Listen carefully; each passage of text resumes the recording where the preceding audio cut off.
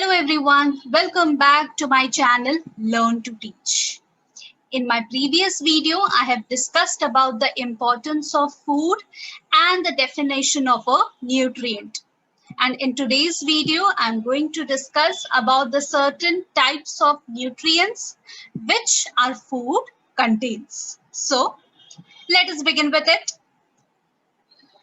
So we have five major types of nutrients, and which are those? Those are nothing but the carbohydrates, fats, proteins, minerals, and vitamins. So let us study about each one by one in a bit detail. The first one is carbohydrates. Now, carbohydrates are the macronutrients, meaning what? They are one of the three main ways by which our body obtains energy. And so carbohydrates, they give us energy. And the foods which are rich in carbohydrates, they are called energy-giving foods. We have certain sources of carbohydrates like rice, wheat, and maize, which are together known as cereals. Then we have fruits, the potatoes, sugar, honey, and sugarcane. These are just a few sources of carbohydrates which I've mentioned. Now, they are known as carbohydrates. Why? Because at the chemical level, they all contain carbon, hydrogen, and oxygen. And so carbohydrates, they provide fuel for the central nervous system, that is our brain, and energy for the working muscles. And so that's the reason why the people who do a lot of physical exercises, a lot of physical work, they need more and more carbohydrates.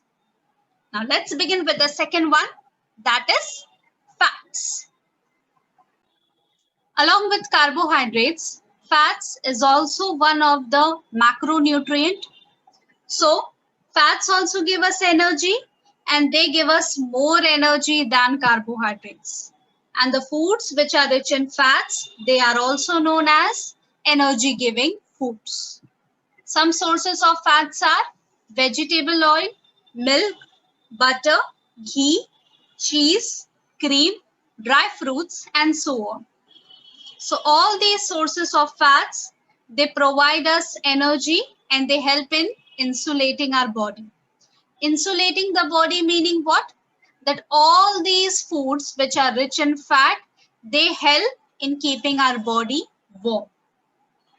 Also, the fats, they protect the skeleton and the nerves.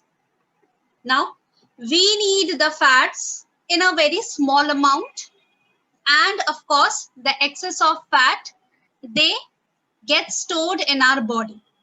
As it gets stored in our body, it is stored for protection, but at the same time, it also makes us obese. Meaning what? Fat. So, obesity may lead to many of the diseases, as you all know. It may lead to diabetes, any heart disease, high blood pressure, gallbladder disease, and certain sort of cancers. And so that is why it is very much essential to have a regular exercise. Now we have certain types of fats which are saturated fats, unsaturated fats, and trans fat.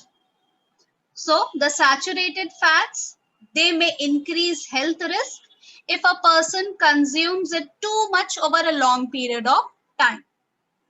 Then the unsaturated fats, they are considered to be the good fats by the healthcare professionals. Also, these unsaturated fats, they are divided into two types, monounsaturated fats and polyunsaturated fats. The third type of fat is the trans fat, and they are a form of unsaturated fats only, and they come in both the natural and artificial forms. So this was all about the second type of nutrient, and that is fats. Now let us begin with the third one, and that is proteins. Proteins help us to grow. Foods which are rich in proteins, they are called bodybuilding foods. And we need proteins for building our muscles and tissues and for the repair of the body parts.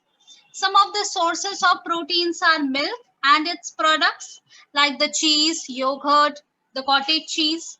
Then we have chicken, fish, eggs, and pulses.